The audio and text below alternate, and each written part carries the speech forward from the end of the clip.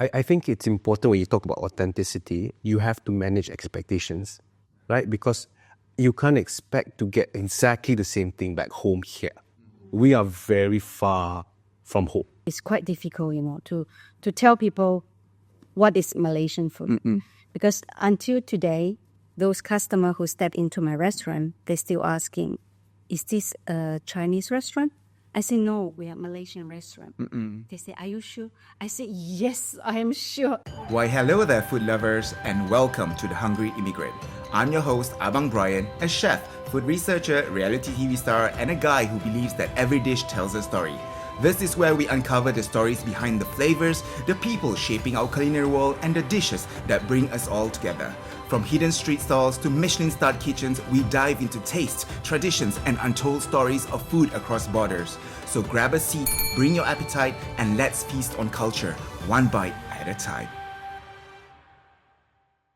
Joining me in this episode are two special guests, Encik Ariff, Chargé d'affaires at the Malaysian Embassy in Finland, and Chef Eugienna, a Sabahan powerhouse and owner of Ravintola Borneo, a Malaysian restaurant 2 hours away from Finland's capital in Tampere. We talk about food, identity, and what it means to serve authentic Malaysian flavors so far away from home. From the reality of sourcing ingredients in Scandinavia to masak baldi memories. Wait, what's masak baldi? You'll just have to tune in to find out, right? So wherever you are in the world, grab your appetite and let's dig in. Let's start with your food stories, right? Your identity that you relate to food. And I think that has a lot to do with your Malaysian restaurant here, right? Yeah. So tell us about your journey in starting a Malaysian restaurant in Finland. I never thought that I will have a Malaysian restaurant, my own restaurant in Finland. I actually love cooking. I think I got influence from my mom because she likes cooking and she's very good in cooking. And then when I came to Finland, I am craving for Malaysian food. That's, of course, 20 years back. It's very difficult to get the raw material, from Finland. All right. It's like you cannot get gunyi, the lime leaf. Lime leaf, coffee lime. Curry leaf, the pandan leaf, these kind of things, you cannot get it. So every time when I travel back to Malaysia, my luggage is full of raw material. Wow, okay. Yes. When I came here, I was jobless. So I went back to study. After graduate, I got a job. But after that, jobless again. Okay. So I told myself what I have to do, what I can do. I think I like cooking. So I think maybe it's a good chance for me to search for a restaurant or a place to start a small business. Actually, I was 5 months pregnant when I start my restaurant. Well, yes. So one day, I was working with my eldest. So I saw a very small Malaysian restaurant. That's the only Malaysian restaurant in Tampere. So I tell myself, oh, that's good, if this is my own restaurant. Right. But no, after a few months, the restaurant on sales. So I said, oh, the opportunity came. But many people told me that, oh, you were pregnant. Maybe we should wait. I said, no, I don't want to wait. I want to start now. So we brought the restaurant over, we renovate, and we start with my own menu. And then after that, my mom came to help me out in the restaurant. I told my mom, okay, mom, you came here, you help me for 2 years, and then you can go back to Malaysia. But she stayed until now. Oh, wow. Yeah. So what is the restaurant called? Borneo. Borneo. All right, so let's give some context to our audience. Chef Eugienna is from Sabah. Sabah is a state that is on the Borneo Islands. Yes. So the Borneo Islands belong to either Malaysia or is divided between Malaysia and Indonesia. And Sabah is on the top tip, right? Yes. Yeah. So what is the menu like? What is Tawau food or what is Sabahan food like? Actually, we have a lot of influence from Indonesia and also Philippines because we are surrounded by the sea. So there are many Indonesian and Philippines came to work in Sabah. Mm-hmm. So I think our food is not much different than West Malaysia, but maybe the taste. I think we got more influence from the Indonesian taste. Right. We like a little bit sweet, a little bit spicy, and also a little bit sour. And Ariff is I would say, not a Malaysian chef, but he is a Malaysian eater. Yes, look at his face. I love my food. The one thing that when you have a chance to visit Tampere, your restaurant, what I feel relates to me and touches me the most is that you curate the restaurant in a way that reminds me of home. Yeah, and the food that she chooses is she's very meticulous. She might be very quiet to you right now, but she is a very fierce person in the restaurant, and I think that's what I value. That I think as a Malaysian abroad, far away from home, to be reminded of what it is back home here, far away, it's important to me. And the food that you choose, and the menu that you choose, and how you display the restaurant, that is something that I appreciate, and I hope that you continue to do that. So what is it that reminds you of home? So I'm from Penang, right? So part of the restaurant, there is this wall art that reminds me about the shops in Penang, right? And the buffet line is done in such a way that it takes me on an adventure. So, and the seating, for example, it is, and if you know the Finn, they're very private people, right? So the way that you put the restaurant is that you have your own little nooks here and there, so you can sit there and enjoy the sitting, but at the same time there is people around, but you feel private at the same time. So it's a good mix. And that's what I like about the restaurant. And so now we have two people from different corners of Malaysia, actually. Very different corners. One, I would say two edge. One is on the peninsula of Malaysia, which is up north east of Malaysia, Penang, which is very well known for the cuisine, the Penang food, right? Penang Mai. And then we have Tawa, which is on the islands, Yes. right? Ariff, how would you paint Malaysian food or Penang food? Okay, so if I have to tell people about what Malaysia is, the best, for me, representation is Penang. Right? And I say that is because a lot of people, if they know where Malaysia is, then they will go to Kuala Lumpur, and that's the main capital. But if they say, where else do I go? Then, of course, I tell them, you don't have much time. Why don't you go to Penang? There's a lot of things that I can describe it, but if I have to describe, the best is the food. So you have, in one small place, everything that is both Malay, Chinese, Indian, and all the other races in one place. So if I have to describe it, it is a melting pot of food in a small island. Mm-hmm. And I think that also describes Malaysia. You've probably traveled a lot, right? How has that influenced your palate? Are you still that Malaysian boy before you started traveling, or? Well, the beautiful part of it is that it's never changed, right? So where the lovely part of the job is that it allows me to represent Malaysia abroad and in places that I would not have thought of going. So we were stationed previously in India, New Delhi. And of course, in Malaysia, we have a sizable Indian population as well. So when you have the food in Malaysia, Indian food, especially in Penang, and you have an opportunity to compare and contrast in what is it in India. When you try the dosa, for example, it tastes same, but it's different. There is a lot of opportunities to explain about Malaysian food in India. Right after India, then I had the opportunity to be posted to Mindanao for a bit. So that is more of it has similar to Sabah food as well. So it was easier to explain about Malaysian food there. And of course, here in Finland, we're lucky that we have a number of Malaysian restaurants that are doing very well here. So, and maybe you should name some of the Malaysian restaurants in Finland. So we have Borneo, obviously, in Tampere. Yes. Then you have a street canteen. Street canteen is it's a Malaysian restaurant, and it has a few branches around. And then you have a restaurant called Singapore Wok. The owner is Malaysian, and he had a partner that was Singaporean. Okay, so then for you, chef, how do you get the raw materials? Are there raw materials? Because I am a boy who lived all my life in Malaysia, parts of Europe. I've never been to Scandinavia. This is the first time being in Scandinavia. Malaysian ingredients are not that easy to find. Very difficult. So how do you do it? For the beginning, it's very challenging. My mom did it.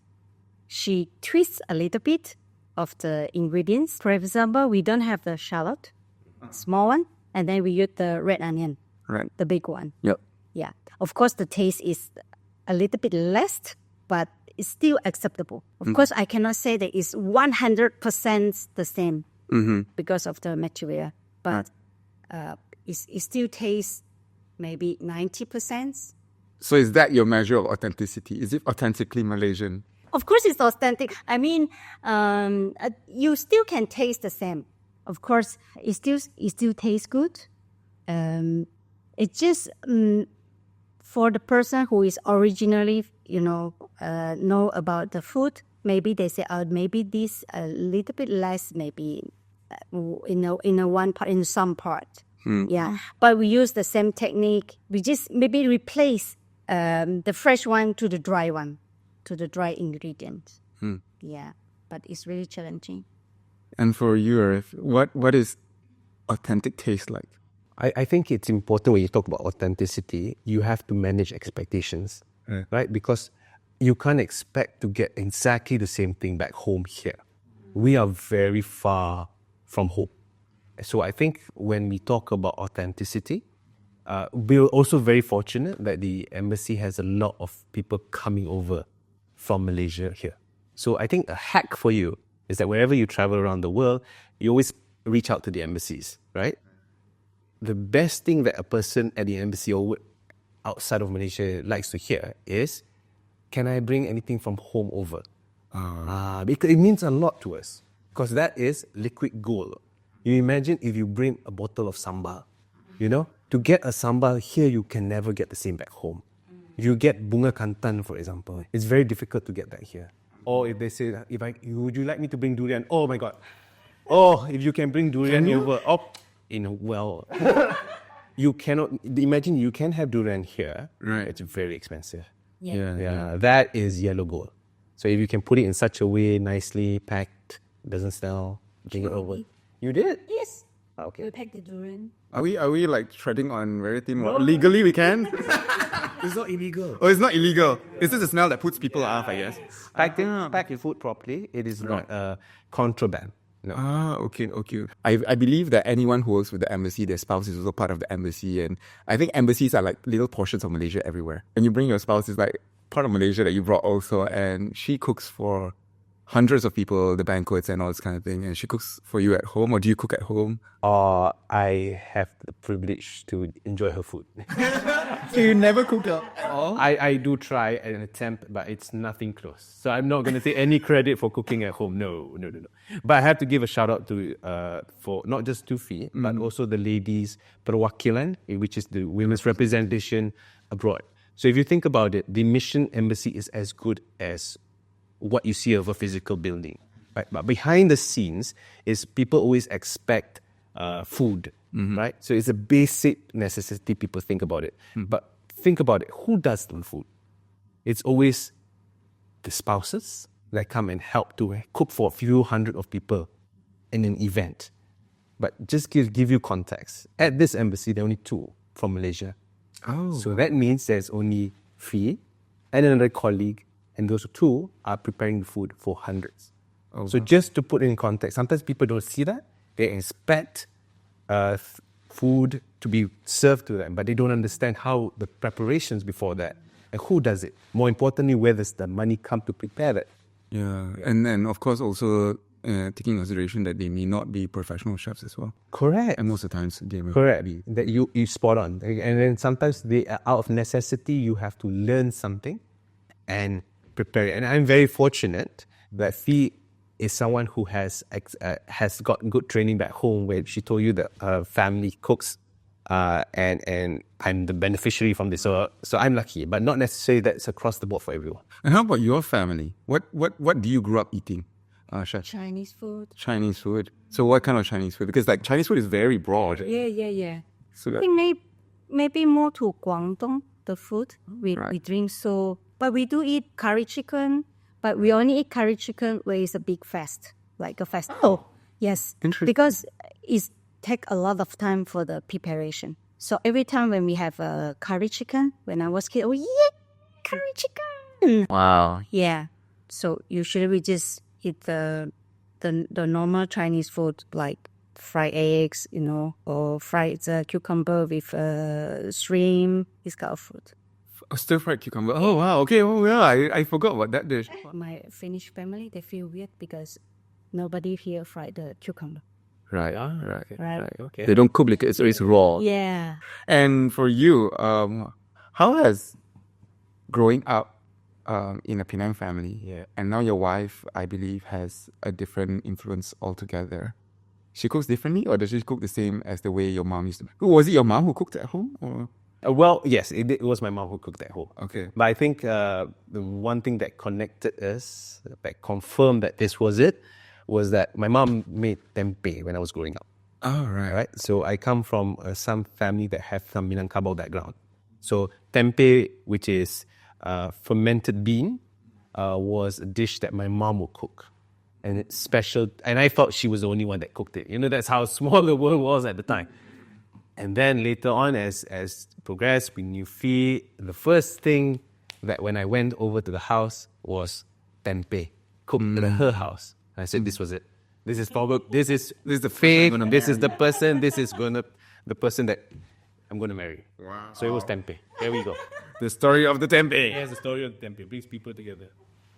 So, like for you, for both of you, chef especially, is there any like traditional practices or like traditional dishes that you would never change, that you think we should preserve?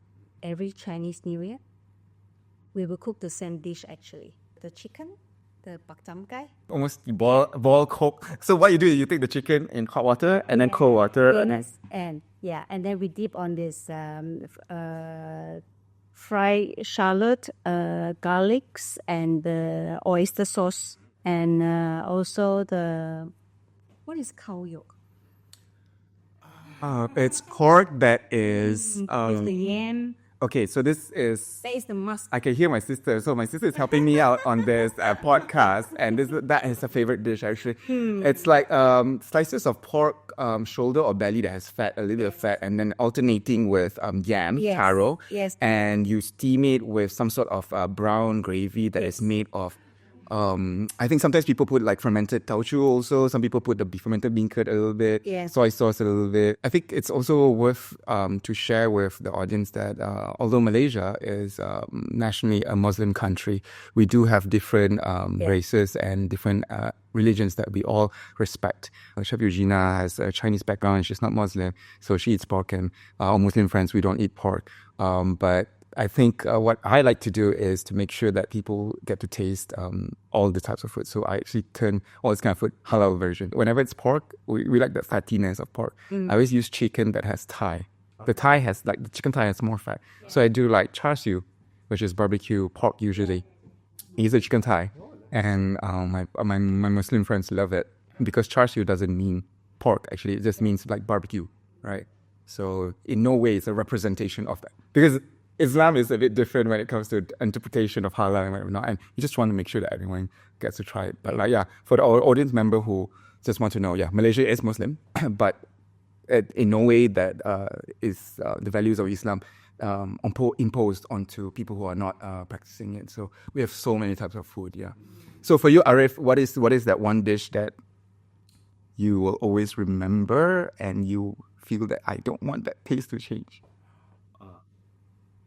I know everyone will say nasi lemak, right? So, but I'm not going to say nasi lemak for you. I'm going to say nasi ayam. Oh, Chicken rice. So chicken rice to me is home. okay. Describe the chicken rice because there's so many variations of chicken rice. So I grew up eating chicken rice because before going for tuition right home, what's the quickest and fastest meal to get? It's chicken rice. So it's basically rice, soup, chicken, and that's it. It sounds simple, but it's the beauty is in the simplicity of it. You know, the sambal has to be right. The ketchup with it has to go just perfectly combined together. Put it on the rice, and when you eat it, it is, I would say, it's just an explosion in the mouth. The beautiful part from that is that Fee makes the best chicken rice in the world, together with learn from the mom. So I am biased, but I have to say it was really, really good. Right. And for every year, for what it means to me, and when I say at home, every year, I'm a man of very simple needs. So my birthday gift for every year is chicken rice. Wow, that is so sweet. That is so sweet. And we have to remind the audience members, people who are listening in, that his wife is in the room. I want to get her out of this room right now. No, but it's easier to say it because it's true. Yeah, you know, In French we say "hor." That's what food stands for, right? It stands for love. It communicates so many different messages, right? And this is the reason why we're going to our next question, which I think the word fusion food is something of a debate in general. Well, of course, people who are very concerned about food, right, will debate over it. Because whenever I tell people who like just eat food and they're really like, oh, it's good, right? They're not really, what debate is this? So it's all about tradition and culture and the heritage of food. So is fusion food destroying heritage? I think it's difficult to say because it's very difficult for me, as a entrepreneur who has a restaurant. Is it the fusions mean like the presentation of the food or the technique to make the food? What about the taste? Is the taste still the same or it's a little bit twist? Of course, when you go to the fusion restaurant, it will be more expensive than ours, like an authentic one, the normal one restaurant. But for me, as I see, when I go for this kind of fusion restaurant, of course, you enjoy the look of the food. Of course, the taste is, it depends. Yeah. So it's difficult to say if you just change the look and you keep the same taste. Is this still mean fusion?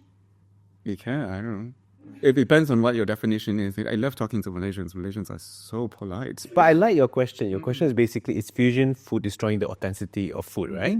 So I think you have to take that literally, figuratively with a pinch of salt. Right. So when you talk about in places like in Finland, which is far away from home, and when you own a business, you cannot purely put Malaysian food spec like that. One is because it's very difficult to get the ingredients as well. And two is that the people here are not familiar with our taste palette. So you have to adjust and adapt to the food of the people here. But in doing so, sometimes as a Malaysian, you go to the restaurant, you go like, oh, it doesn't taste like what I thought it would taste. But then it is also a responsibility on my part to adjust my expectations to that. Right. And I think from a Malaysian Embassy point of view, it's also important to tell people about, hey, this is what Malaysian food is, but if you want to really experience the difference, this is what the difference is. We have to adjust accordingly. So that's where our role comes in. To, of course, with Eugienna, for example, with her restaurant, so we will try and invite people coming over, and then we will explain to them how Malaysian food is like, or what you can get back home. So if you want a taste of what Malaysian food, you can come to the restaurants. But if you want the real food, then you have to truly try it in Malaysia. And our job is try to entice people to. I was just going to ask the question, like, I get a lot of, what I'm getting from Ariff is he's saying a lot of like, we need to explain food. And the next question was, why do you need to explain food? Why do you need to explain Malaysian food? It's to bring people to Malaysia. Correct. Correct. I mean, because at the end of the day, Malaysia has so much to offer. And the best way to offer Malay is through our food. Yes. Yeah, right? Exactly. Yeah. Yes. Because many people, my customer, some of them, when they come to eat our food, they will say, oh, my next destination is Malaysia. Wow. Yeah, because they like the food.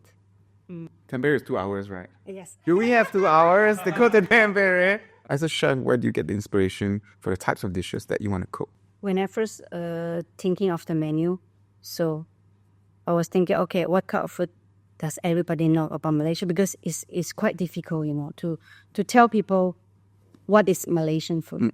Because until today, those customers who step into my restaurant, they're still asking, is this a Chinese restaurant?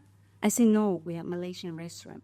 They say, are you sure? I say, yes, I am sure. Wow. Because, are you sure? yes, because our face, when people look at it, they would think it's a Chinese restaurant. And I said, please welcome to eat, and you know that what is the difference. Yeah. The other side of this question for you is, how do you decide the way you choose where to eat? Because you're a master taster, right? I call you master taster, right? My family, there's 4 of us. Okay. I'm dominated by 3 girls in the family. My daughter. So I got my daughters and my wife. So it's always a preference of what they would like to eat. So I'm quite flexible. They have very diverse palates. So one loves noodles, one loves rice, and you can get usually both those in Malaysian restaurants. So it's easy. You go to a Malaysian restaurant, you get both noodles and rice, and it's within the proximity of where we are. So it's fairly simple. Finnish food is like fish based for us. So we love salmon. Okay. We love white fish. We like seafood. So it's easy in that sense. Okay. Because it's similar to Malaysian food also, Finnish food. It is similar in the sense that you can get it Yeah. back home, Right. but it's cheaper here. So you talk about salmon, it's much more cheaper here. Then again, you think about getting sambal, you get the bunga kantan, that's so much expensive as compared to back home. So why don't just eat Finnish food then? Because I'm Asian. To say it. Because I think if you've tasted Malaysian food, Yeah. there's nothing there is nothing that can describe it and compared to other food. We've been fortunate to be around the world. The job takes me around. Malaysian food is close to the heart, not just because I'm Malaysian, but it's because it is amazing in its own right. So taking this in consideration that you are very you have a very Malaysian palate per se, and your family also is like that, and you travel around the world all the time, right? So for people who probably are like you, who have, I don't know, maybe they come from Puerto Rico and they like Puerto Rican food all the time, and when they travel, how do you manage that? So you have to manage your personal expectations also. So like for example, we in Finland, so the embassy here covers Finland, Estonia, Latvia. 3 different countries, 3 very different taste palettes, right? So when we go to these countries, we try our best to enjoy the local food as well, because then you appreciate what they have to offer. So it's all about appreciation. So you have to accommodate, adjust, and adapt to where you are. So I'm very lucky that, or for myself, I'm adjustable in that sense. But it's not across the board for everyone.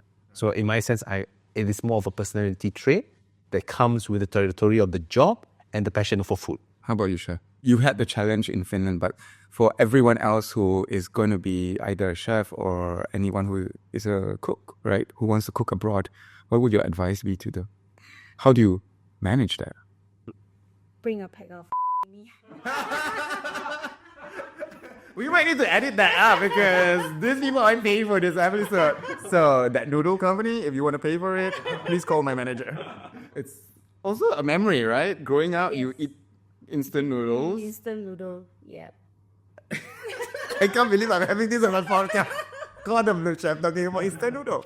But yeah, so tell me, what is it? How did you come to love this instant noodles? Since we were kids, Okay. because when your mom is so busy, you have nothing to, so you have to cook yourself. What do you cook the most easy way? Instant noodles. Not even with an egg. Or of course with the eggs and also the lime, Wow, I never squeezed lime before. Oh, it's so good. All right, The so which chicken favorite one. chicken instant noodles? We're giving you recipes to do it. Chef Eugienna, talented chef with that restaurant Borneo in Tampere, says when you eat instant noodles, the M brand you can find in Malaysia, please squeeze a little bit of lime. Yes. Okay, I will try that. I've never tried that. That would be interesting. Have you tried that? I usually, my preference is curry. Also, I like curry noodles. Not specific any brand, but because when we're talking to chefs, I know that it can be, you're talking about instant noodles, it's unhealthy and whatnot. So I'm not against it, but like, because it's part of your culture, our culture as well, right? Like every other country, it's like when you say a certain brand of toothpaste, you say a brand, you don't call it toothpaste, right? Or like a certain medication for your headache, Correct. right? Like in America, everyone goes like, give me a tea. Yeah, right? yeah. I'm not going to say the brand, but like it's not the thing that you're eating, it's just the brand, right? So like in Malaysia, for instance, noodles, the M brand was the first brand I think that penetrated the market, and that's what a lot of Malaysians grew up with. I think instant noodles in general in our region is it's close to home. Not just for Malaysia, but I think when we talk about Indonesia, we talk about Thailand, we talk about Singapore, for that matter, people enjoy instant noodles because it's familiar. That's one. And then usually when in universities, that is the cheapest to get at the time, and you can be creative with instant noodles and cannot be wrong. Okay, what's the most creative thing you've done with instant noodles? Oh, really? Teach me. Well, for me, it's with eggs and cooking it inside a baldi. A baldi. Basically in yes, because when So a baldi is like a container. container, yeah, when Or the plastic container. when you cook, when you clean your clothes in the baldi, for example, right? Yeah. No. But it's not as how I'm describing it. We used to cook together in the dormitory with a group of friends. So we'll put it together. So you have one, I have one. We cook together. So the more the merrier. So it's a communal eating. So you all cook individual portions of instant No, we noodles? put everything in the same thing. Oh, okay. It's the name of it, but you don't cook in the plastic. Oh, no. We cook differently. Put everything and then you do. It's like, how are you? Oh, okay. It's a masak baldi. Masak baldi. So it means like a communal way of Enjoying the food together. coming together with your packet of instant noodles. Everybody put the instant noodles together and cook together and eat together. Is that what it means? Ah, I see. Okay, I was shocked. I was like, oh, okay. Yes, I studied in a local university, so Right. it's the weird things that we do at home. It's not weird. The way we name it is weird. But do not get the impression that Malaysians cook noodles inside. No, it's not. It's like just creative. What would you call it? Pails, yeah, pails. Pails that you wash clothes in. No, we don't do that. It signifies that because it's a lot, okay? Before we get a lot of heat from the Malaysian government for representing Malaysia. No. I didn't mean it in a bad way. I mean, basically, it's just enjoying it together. That's the message. Right. Yeah. And do you think that's part of our culture also, eating together? How important is eating together for you? It's very important. It's crucial. Mission critical for me, I think. Why? The best way to settle arguments, the best way to bring people together is to eat together. If there's ever a situation that I feel intense between people, I always invite them for food. And usually the half of the problem is settled over dining. So that I think that's the beautiful part of us as well. We can talk it out and eat it out together. Now, both of you have children, right? Yeah. And with what's happening today with gadgets, I see face changing. How are you managing that? That those gadgets actually disrupting eating together. So I've got daughters that are 9 and 11. Okay. So they're at the exploratory age, right? So the gadgets in schools are encouraged as a form of education. But when it comes to personal time, and personal time in this sense is eating, and it's lunch, dinner, or breakfast, we have a policy that let's eat first, and then you can use your gadgets later.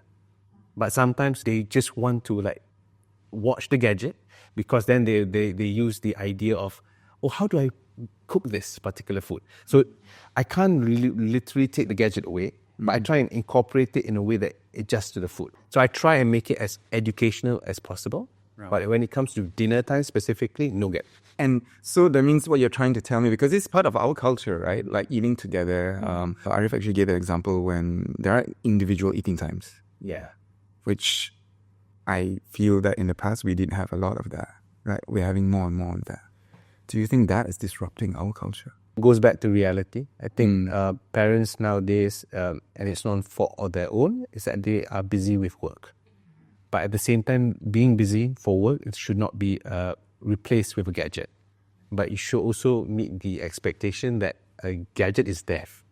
So you also, as a parent, I would think that you have to have those ground rules in place. And so your children also use gadgets. How old is your child now? 16 and 14. Okay, so these are the children that always use gadgets, right, nowadays? Yes. Oh. You cannot avoid. When they start to look at it, you just say, well, we are eating now. Or I try to bring up some topic to talk together so they will forget about it. The incorporation of gadgets is actually part of our culture, because what is culture but repeated actions, right? Do you think it's a positive thing to our culture, or is it like a negative thing? Or I think it's important to be aware of what you're doing. I think sometimes when you go to a gadget, it's just to escapism for a bit. The idea is, for example, in my case, when I wash the dishes, I probably listen to a podcast. So it allows me to do two things at a go. So, but I'm very cognizant of the fact I'm doing that. So if you are aware that you're doing that at that time, then it's okay. But if it consumes you, for example, then it's not. So you are the one to be responsible for what the actions that you do. We're adults here, right? So we have that control. But if it's for kids, then probably we have to be reminding them. Right. Yeah. So nowadays, I mean, kids are very smart and they're very intuitive. So you have to catch them before we get caught. You have to accept it, but you have to control it. I would need your advice though when my kids come to the age of 16, because I can actually see a trend. They are actually growing much further beyond their age. So I might need to check on you later on that. Oh my God. You just have to hold your temper. Even though you want to say, no, but you have to... I'm doing that now. Yeah. Yeah. And like I always envy parents because I don't have children of my own yet. But I used to run a cooking school for children. I always call all my students my children, right? My kids. And all my teachers will always say the same thing. Like, we are the best teachers. We will tell kids things and we'll make sure they do the right things as teachers. And we're the best teachers until we become parents. Until we become parents. Then like we're like, oh, all the rules, like it's difficult to enforce the rules because it's like your own child and like it's a little bit different. Going to that, like what would be your advice to young chefs who really want to open a restaurant? Well, first of all, you have a very interesting trajectory. I studied business management in Finland. Okay. After that, I came here to study environmental engineering. Environmental engineering, right? Yes, and then I came up as an entrepreneur. So like, okay, entrepreneurship and business management is kind of related, but environmental biology, engineering is kind of far from. Actually, it's actually a little bit related also. Oh, how so? Because you have to know how to manage your trash, how to manage the waste, this kind of thing. Kids also ask me all the time, like, if I want to be a chef, do I need to go to cooking school?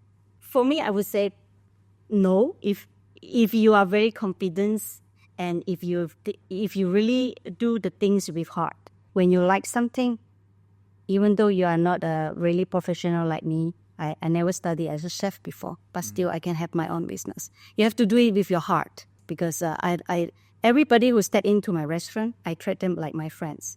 So you have to do the things with the love, with your heart, but you have to do it with patience and just keep going, don't stop. When you face a problem, solve the problem, keep going. For Ariff, our master taster, what would you advise people who are always like scared of tasting new food?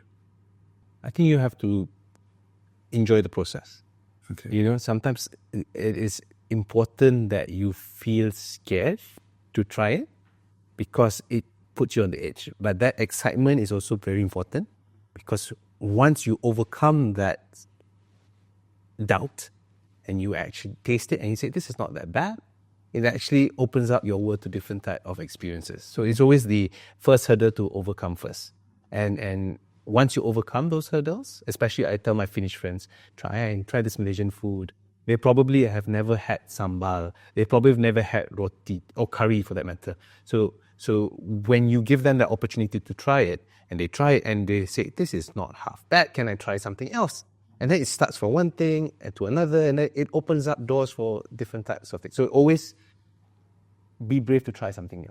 Okay, so now we come to the very interesting segment that I have on the show where I would bring something from Malaysia for people to try. I'm calling this the Sambal Survey. We have 3 different sambals produced by 3 different organizations and people. And we just want your opinion on it. I never say no to food.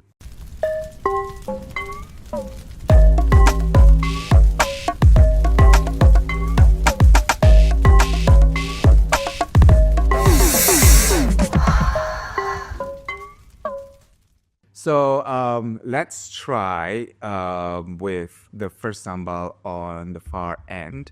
Everyone just take a little bit, and then I have a little bit of rice for you to taste with the sambal. If you want to understand more about what sambal is, I think we talked a little bit more about it in the episode before this. So please check out our episode with Fia and Chef Bu. So sambal basically is a condiment that you have with rice or you have with noodles. It's a condiment that we eat. It's chili. It's different things. So now the first. Oh, someone's coughing. That's got a good kick. This tastes so good. This is a Malaysian coming from Malaysia. Is that like ikan bilis, anchovies, face? Wow. But I think this one Shrimp. is rice shrimp also. Yeah.